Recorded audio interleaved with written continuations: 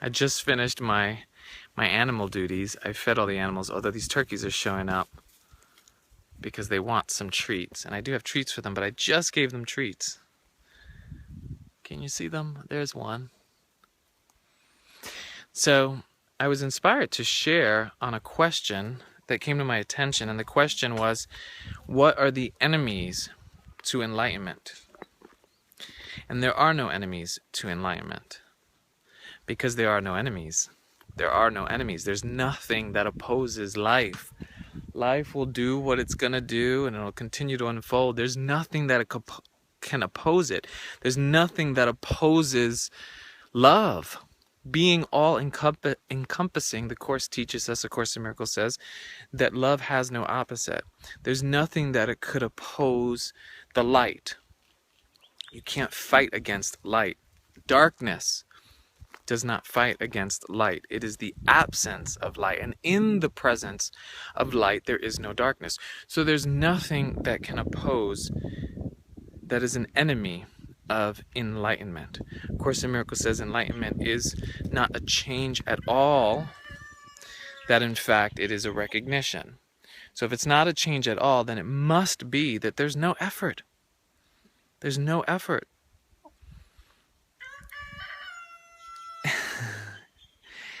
And it seems contradictory to the person who's been seeking enlightenment, to the person who's, built up their worth and their intellectual understanding of enlightenment.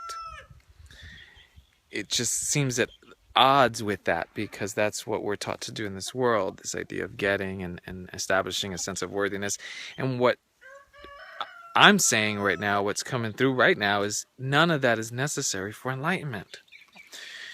Course says it's a recognition. So really the question is what's obscuring my recognition of love, enlightenment, of truth? And what is obscuring it will always be at the core this idea that I'm separate from everything. So the light, although is not opposed, it can be blocked or obscured. And so we obscure the light when we believe ourselves to be separate and apart from life, apart from others. We think we're a separate entity. And so that belief will block the awareness of love's presence. Doesn't mean love goes anywhere. It doesn't mean that love is absence. It's just not recognized, because the thought system, which is based on separation, is obscuring the light. Now, this thought system is a thought system of a me.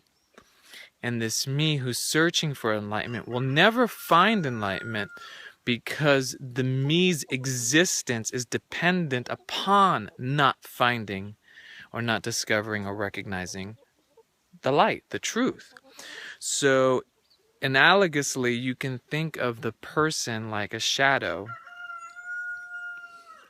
The existence of a shadow is dependent upon the obscuring of light.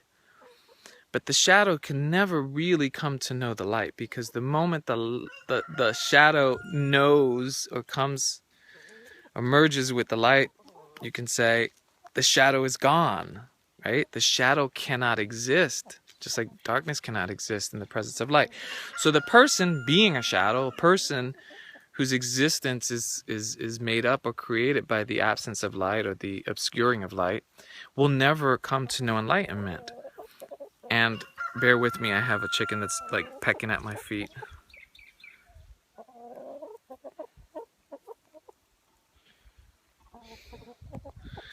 You look like you were in a fight.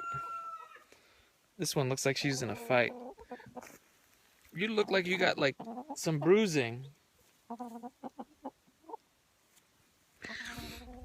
She has some bruising on her head. So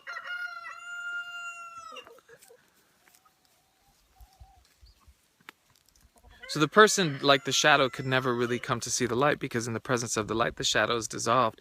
And so the person is dissolved in the experience or the recognition of what's true. And this isn't as unfamiliar as it sounds, because if we look at the moments and times when we've had moments of happiness and intense joy, in the experience of those moments, the idea of the person is gone. In fact, the experience of happiness and joy brings about a sense of union with all things and joining with all things.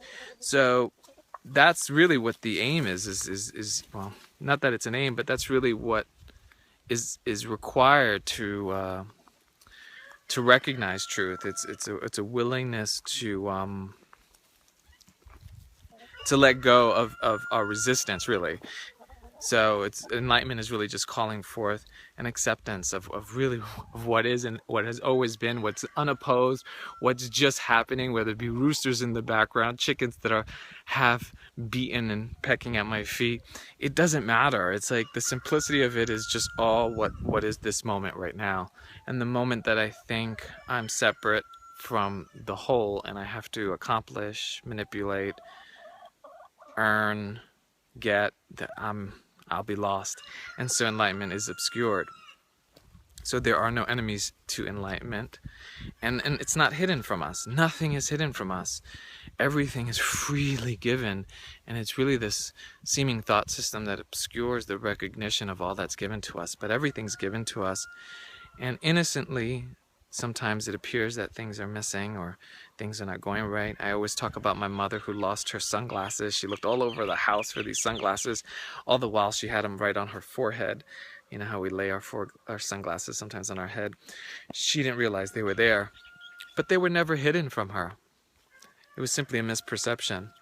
And so that's all that's really happening when we forget, or we seem to not be recognizing, or the recognition of truth seems to be absent. But there are no enemies, and that's to be celebrated. Awesome. Love you. Bye, guys.